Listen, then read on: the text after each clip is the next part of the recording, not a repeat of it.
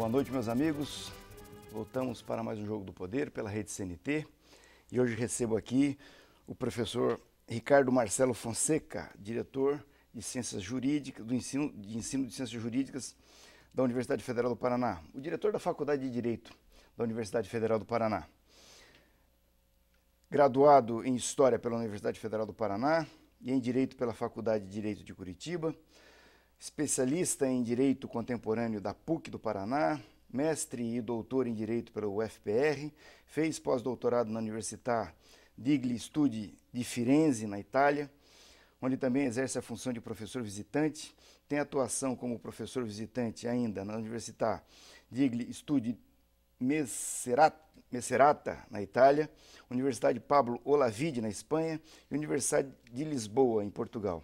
Desde 2008, ocupa o cargo de diretor do setor de Ciências Jurídicas da Universidade Federal do Paraná, instituição em que leciona há 20 anos.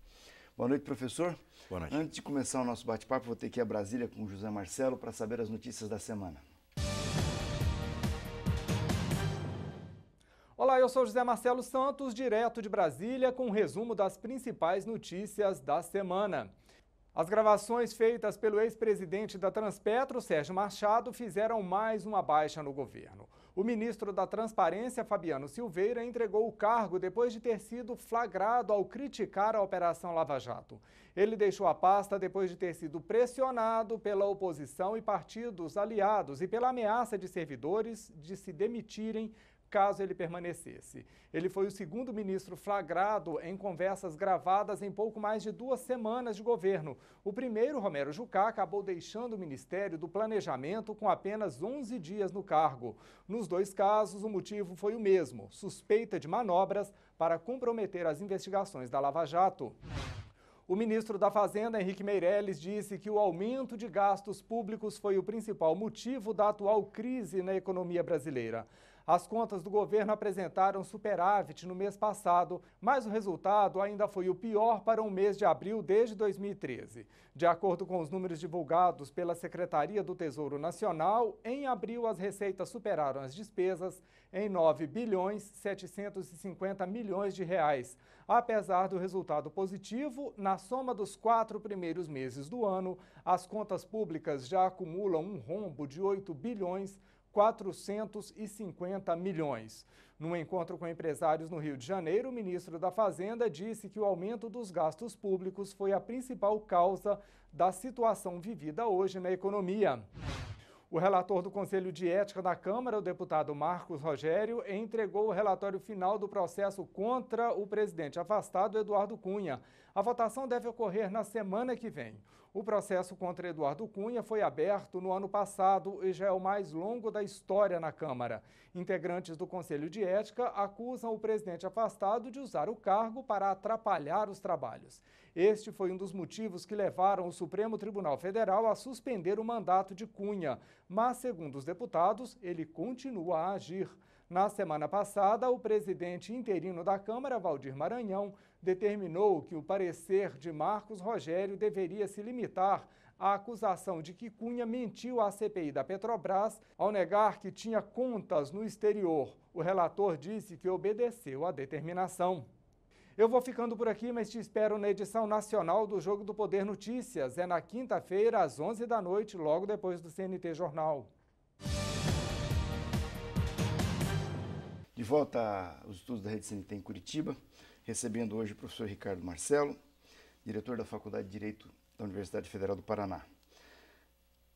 Nós vamos completar agora, no ano de 2008, 30 anos de Constituição, que significou na sociedade brasileira uma grande revolução, em função do programa constitucional que ela carrega e em função do modelo de Constituição que chegou na Europa logo depois do pós-guerra, mas aqui no Brasil chegou só em 1988.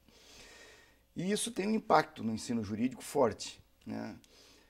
Além do que, o Brasil também se transforma, né? O Brasil amplia as suas fronteiras de conhecimento, o número de universidades no Brasil aumentou muito, né? Como é que está se situando a Universidade Federal do Paraná, o curso de Direito, nesse começo de século, e olhando para frente o que nós vamos ter? Olha, em primeiro lugar, muito obrigado pelo seu convite, que é muito honroso para estar aqui. Eu acho que a Constituição, apesar de completar 30 anos agora, ainda é, enfim, daqui a alguns anos, né, é ainda um documento em disputa, né? Basta a gente olhar isso que está acontecendo hoje, isso que está enfim, na mídia, nos telejornais, na imprensa, nas redes sociais sobre a situação política que nós vivemos hoje, para ver como o próprio sentido da Constituição está em disputa. Foi uma revolução em 1988, mas é uma revolução que ainda não acabou. E essa revolução, se não acabou em termos de se firmar o que significa cidadania, o que significa inclusão, no âmbito do ensino, da universidade, me parece que também ainda continua, digamos, um significante ainda em disputa, né? Eu acho que a universidade está caminhando forte, e está caminhando, e o ensino jurídico em particular, e está buscando responder os desafios todos que estão acontecendo, seja no mundo jurídico, seja no nosso mundo político, digamos assim, da maneira como consegue, né?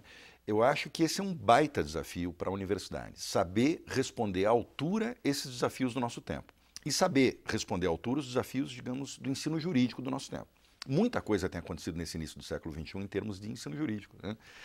Tivemos até a mudança em 2004 dos parâmetros do ensino jurídico.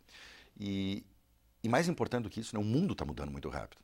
E o mundo jurídico está mudando muito rápido. Novas demandas aparecem, né? Se o ensino jurídico não sabe lidar com isso, se modernizar, a gente perde o bonde da história e ficamos lá no século XX, ou às vezes até no século XIX. Nós experimentamos uma ditadura que durou 20 anos. E nela havia muita dificuldade de utilizar a universidade como um espaço livre de pensamento, de debate, que esse é o papel fundamental da universidade em qualquer sociedade. Mas mesmo assim a universidade no Brasil, naquele período, foi uma das grandes trincheiras de luta pela liberdade de expressão, do pensamento, pela reconquista da democracia na nossa sociedade. Passada a ditadura, a universidade entra num compasso em que ela fica se olhando e tentando identificar como será o seu relacionamento com a sociedade daí para frente. Como é que você acha que isso vem acontecendo nesse período? E você acha que a universidade ainda tem o que fazer para melhorar a sua relação com a sociedade? Eu acho não só que tem, como ela tem uma obrigação de assumir um papel, que é o seu papel de vanguarda, que é o seu papel de farol da sociedade, que é o locus da reflexão, da inteligência. Evidentemente que não um único locus na sociedade, mas um locus importante. Aqui no Paraná, eu acho que nós sempre ocupamos esse espaço. E acho que quando a gente tem, como diria um filósofo chamado Walter Benjamin, momentos de perigo, e acho que nós vivemos hoje em momentos de perigo, a responsabilidade da universidade nesse sentido aumenta. Mas quando a voz da universidade precisa ser ouvida, é claro que isso causa também desconfortos de toda sorte, especialmente quando a gente está em tempos turbulentos. Sabe que há alguns dias, algumas semanas atrás, houve, lá no nosso curso de Direito da Universidade Federal, uma grande discussão interna sobre a turbulenta situação política que nós temos. Eu vi que houve manifestações de um grupo de professores, houve um evento que aconteceu dentro da faculdade. De outro lado, houve um outro expressivo grupo de professores que também se colocou no sentido político-jurídico de um modo diferente. O que me surpreende absolutamente não é que haja essas duas posições, né?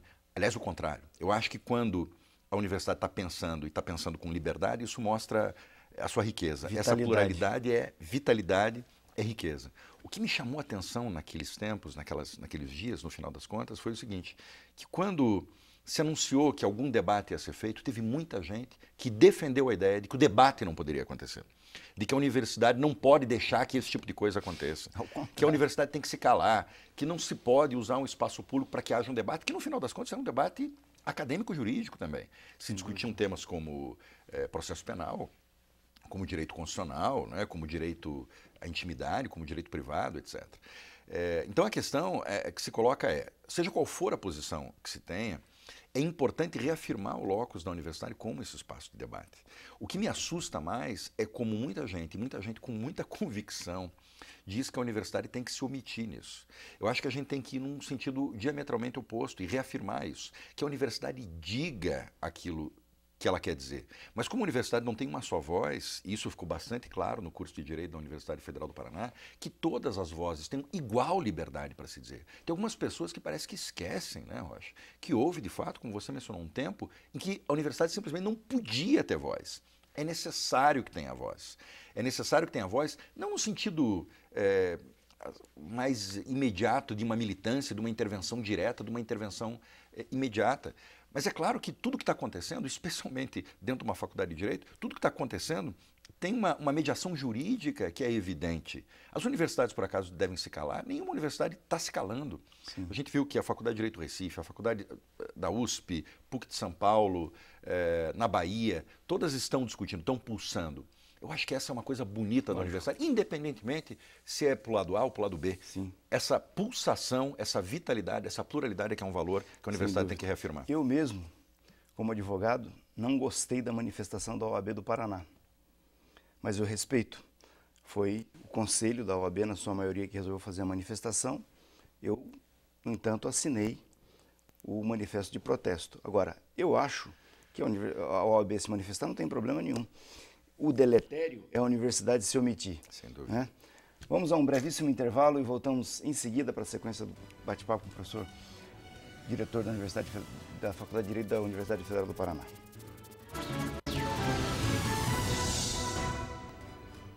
Voltamos aos estudos da Rede CNT para a sequência do bate-papo com o professor Ricardo Marcelo Fonseca, diretor da Faculdade de Direito da Universidade Federal do Paraná. Bom, a Universidade Federal do Paraná, a Faculdade de Direito, é um monumento histórico do Brasil. Como é que ela está hoje, a Faculdade de Direito? O que ela tem feito? Quais os retornos mais imediatos que nós podemos identificar para a sociedade paranaense, curitibana, brasileira, do curso da Faculdade de Direito da Universidade Federal do Paraná? Bom, Rocha, veja, é claro que eu sempre corro o perigo, sendo diretor da faculdade, de ser acusado de estar jogando confete para cima, né? Mas o que eu vou lhe dizer, eu acho que retrata aquilo que instrumentos de avaliação, inclusive do nosso ensino e da nossa pesquisa, têm dito. O nosso curso de Direito, que de fato está ali no nosso prédio histórico, desde o início praticamente do funcionamento da nossa centenária universidade, eu acho que vive um momento bastante positivo. A educação jurídica, ela apresenta desafios praticamente cotidianos para nós, de ter que responder a coisas diferentes, a demandas diferentes, a exigências diferentes. E a educação jurídica é uma coisa não simples, né? Muita gente, por exemplo, confunde a educação jurídica com o sucesso em teste de aprovação na OAB, por exemplo, que nós sabemos que é um teste fundamental, mas é fundamental para a inserção profissional do bacharel na sua vida, né? Mas a educação jurídica é muito mais do que isso. A educação jurídica também é a instância da pesquisa, também é a instância da extensão, da inserção social. E acho que em tudo isso, o nosso curso de Direito tem dado respostas importantes e satisfatórias. Nós fizemos uma grande revolução curricular entre o ano de 2009 e 2010. O currículo mudou. O mesmo currículo antigo estava vigente já há muitos anos. Nós adaptamos as novas exigências curriculares e modernizamos o currículo, flexibilizamos, de modo que o estudante hoje ele é muito mais sujeito ativo da sua formação do que era antes. Colocamos um eixo importante na área de direitos humanos, em homologia com o que acontece também no nosso programa de pós-graduação, de modo que hoje a discussão dos direitos humanos atravessa todo o nosso projeto curricular.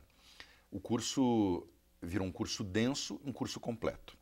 Temos mais de 90% dos nossos professores que são doutores. E como é que estamos respondendo a esses desafios? Bom, no âmbito profissional, até algumas semanas atrás foi divulgada um tabelamento do ranking das faculdades de Direito no teste da OAB, no penúltimo teste, o anterior a esse que está sendo feito nesse exato momento. E das quase 1.400 faculdades de Direito que tem no Brasil hoje, o curso de Direito da UFPR ficou em segundo lugar com uma aprovação na OAB. E o detalhe é o seguinte, né? A gente não faz como muita gente faz cursinho. A gente não molda a formação do nosso estudante nos testes, nas provas, etc., para o teste da OAB.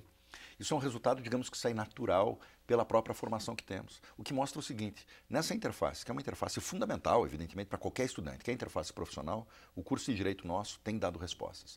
Mas eu continuo insistindo, não é isso que diz sobre o ensino jurídico e sobre a qualidade. Tem mais coisas. A pesquisa entre elas.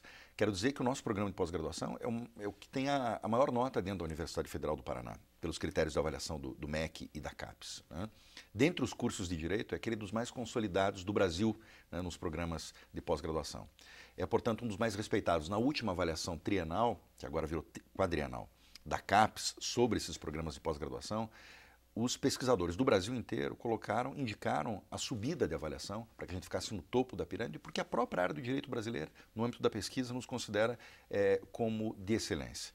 Então, ali na pós-graduação, a produção do conhecimento e a formação dos pesquisadores também vai muito bem. Né? E quero lembrar que todos os professores que estão no nosso programa de pós-graduação também lecionam na graduação, de modo que há essa interlocução que é constante. Os alunos da graduação, portanto, eles têm essa interface com a pesquisa que é muito grande.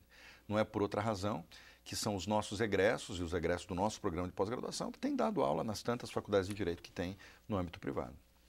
E, finalmente, eu acho que nós temos respondido naquilo que se exige naturalmente de uma universidade pública também, que é a sua inserção social, que nós fazemos, sobretudo, embora não exclusivamente, por meio da extensão universitária.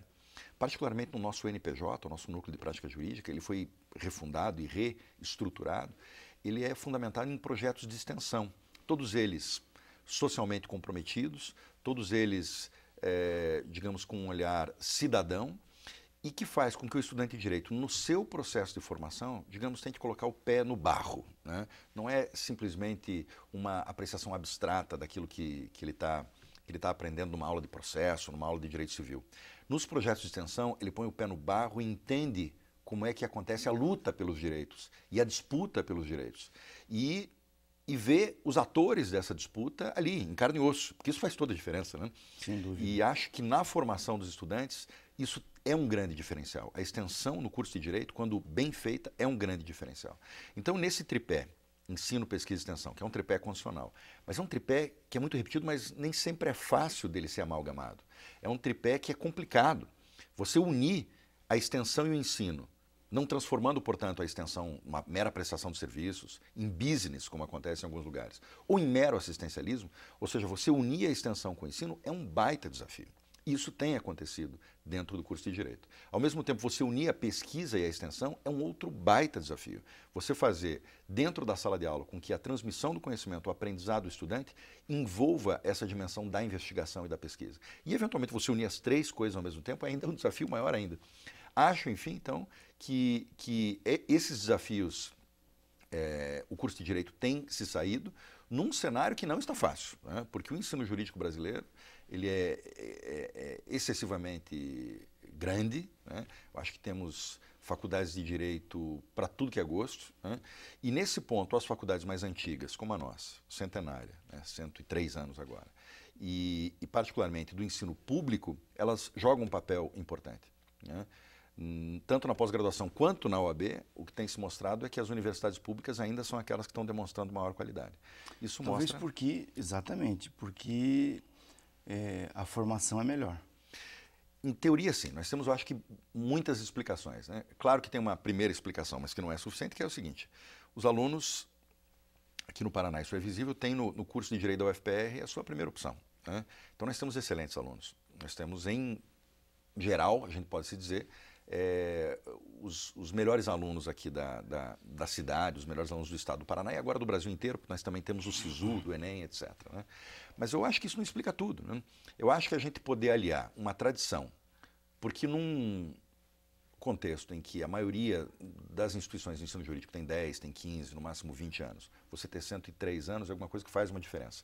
Mas desde que essa tradição ela não pese nas costas, porque existem instituições tradicionais no Brasil que viram elefantes, né? E que para poder caminhar, né, aqueles passos muito difíceis e muito lentos. Eu acho que a grande questão é combinar esse peso que é importante da tradição, porque esse peso simbólico traz uma porção de coisas consigo, né, com uma certa agilidade e competência na formação dos nossos quadros. E é isso que tem acontecido hoje. Perfeitamente. Vamos a mais um brevíssimo intervalo e voltamos em seguida para a sequência do bate-papo com o diretor da Faculdade de Direito da Universidade Federal do Paraná, professor Ricardo Marcelo Fonseca. Daqui a pouquinho, não saia daí. Voltamos ao estudo da Rede CNT para a continuação do Jogo do Poder de hoje com o professor Ricardo Marcelo, diretor da Faculdade de Direito da Universidade Federal do Paraná. Tem uma pergunta que não quer calar e uma curiosidade minha. Houve uma resistência muito grande na sociedade brasileira para a adoção do sistema de cotas, né? Muito fruto da nossa história, né? Eu costumo dizer o seguinte, quando a princesa, por uma penada, elimina a escravidão, a sociedade brasileira pegou um grande tapete, empurrou aquele entulho humano para debaixo do tapete, colocou o tapete em cima de volta. E depois só o Getúlio Vargas andou mexendo, levantando um pouco o tapete. E mais recentemente agora, esses governos pós-88, com menor ou maior intensidade, é que vem impondo isso, né? Como é que está isso na Universidade Federal do Paraná, na Faculdade de Direito? Esse sistema ele tem conseguido mudar o perfil socioeconômico do estudante de Direito? Eu me formei na Curitiba, como você. Lá na Curitiba, no meu tempo, o pessoal dizia, não, o pessoal que precisa de ensino público gratuito está aqui, pagando. E o pessoal que não precisa, que poderia pagar, está lá na Federal. Isso mudou. E o aluno de cotas, ele é igual ou é mais do que o aluno que é oriundo do sistema que não tem cota? Veja, Rocha, eu vou, antes de responder essas questões mais concretas, dizer o seguinte. De um ponto de vista jurídico, a questão, digamos, das cotas em geral, eu diria da inclusão até num sentido mais amplo, é alguma coisa que juridicamente está resolvido, né? Sim, a gente tá hoje superado, tem né? que encarar a questão das cotas como uma questão legal. Aquele velho debate, eu me lembro no início dos anos 2000, que houve um debate muito aceso. Porque a nossa universidade, na época, lançou um sistema de cotas que ainda não tinha em nenhuma outra universidade. A Federal do Paraná foi pioneira. Numa época em que ela não era obrigada a fazer isso. Sim. Hoje, desde uma lei de 2012, cuja implementação era para ser feita de modo gradual, e agora, nesse ano, era para ser implementada integralmente, a questão das cotas é obrigatória. Então, a gente está falando de cumprimento de lei, portanto. E a gente, Universidade Federal do Paraná, é administração pública, tem que cumprir a lei. A questão de cotas agora é uma questão institucional. O resultado. Se eventualmente alguém falasse, mas isso é inconstitucional, a gente já sabe também que o Supremo Tribunal Federal já encarou isso e por 10-0 disse que as cotas não ferem a Constituição. Veja, a gente tem duas dimensões para avaliar isso dentro do curso de Direito. Quando se colocou lá no início dos anos 2000 esse sistema de cotas, ele entrou dentro da universidade pela primeira vez, mas ele não entrou com força, essa que é a grande verdade. Ele começou a entrar com força agora, em 2016. A diversidade, né, de cores, de classes, de condições, hoje se vê muito mais claramente do que antes. Eu vou te falar então dessa experiência dos últimos 10 anos que eu acompanhei de perto, porque lecionei nesses 10 anos. O estudante de cota não é menos. O estudante de cota, num certo sentido, ele é absolutamente igual. Eu tenho visto, eu leciono em primeiro ano, né, dos cursos de Direito, eu leciono História do Direito. Nos primeiros anos, eu efetivamente não via ao longo desses anos uma diferença efetiva de desempenho entre alunos cotistas e não cotistas. Eventualmente, a experiência de outros professores é diferente. O que eu via dos alunos cotistas que eventualmente tinham alguma dificuldade é que eles tentavam se esforçar em dobro. E o que eu posso lhe dizer é que ao longo do curso, segundo, terceiro, quarto e quinto ano, se houvesse um desnivelamento, esse desnivelamento iria caindo, né? De modo que eu acho que as avaliações sobre o impacto das cotas no plano social, profissional, ainda está para ser feita, mas eu não tenho dúvida que para a vida dessas pessoas, a existência daquelas cotas, ainda que num grau menor do que hoje está previsto, desde o início da década de 2000, né, é uma coisa que mudou a vida das pessoas com certeza. A partir de agora, eu acho que é uma avaliação diferente, porque efetivamente, como esse ano a Universidade Federal do Paraná implementou essa lei das cotas de maneira integral, os números são diferentes, né, o impacto é diferente. Mas eu acho efetivamente que, para além do fato de que juridicamente isso está resolvido, eu considero que a universidade tem também esse papel de inclusão, né? A gente não pode descurar disso que você precisamente dizia, né? Nós temos uma sociedade que até anteontem era uma sociedade escravista. Independente disso, nós temos uma sociedade que até hoje é uma sociedade de profundas desigualdades e profundas hierarquias, das piores que existem no mundo. Se nós estamos, sobretudo numa universidade pública, esse dever de inclusão. E aqui o meu discurso tem que ser um discurso mais amplo que meramente a questão das cotas sociais ou das cotas raciais. Eu digo, um discurso de inclusão em geral é alguma coisa que se coloca com uma responsabilidade institucional. Hoje a Universidade Federal do Paraná, às vezes existe muita trepidação sobre essa discussão de cotas, aconteceu isso no último vestibular, mas a gente tem políticas de inclusão social que diz respeito a refugiados. Isso já há tempo. Tem políticas de inclusão que diz respeito aos indígenas. Essas políticas de inclusão são antigas dentro da universidade, né? E acho que, eventualmente, se existe um certo desnível, e eventualmente pode acontecer, né, e é natural até que aconteça, a própria universidade tem que colocar o seu peso, a sua força para fazer esse nivelamento, né, para dar as condições para que se nivele. Isso que é, no final das contas, realizar o princípio da igualdade, não é? Quer dizer, é dar às pessoas as mesmas condições. E se alguém chega com algum déficit, esse déficit tem que ser suprido pela universidade. Nós temos que ter inclusão, isso parece um eixo de cidadania. E a cidadania tem que estar ao lado também da qualidade da universidade. Temos que funcionar assim. Perfeito, professor. Foi um prazer imenso recebê-lo aqui. Muito obrigado. Vamos até o final do ano conversando mais vezes. Certamente, será um prazer. E vocês todos que estiveram conosco até aqui, muitíssimo obrigado. Vamos conversando durante a semana pelo www.jogodopoderparaná.com.br. E no próximo domingo eu estou de volta aqui para mais um Jogo do Poder. Até lá, uma grande semana a todos.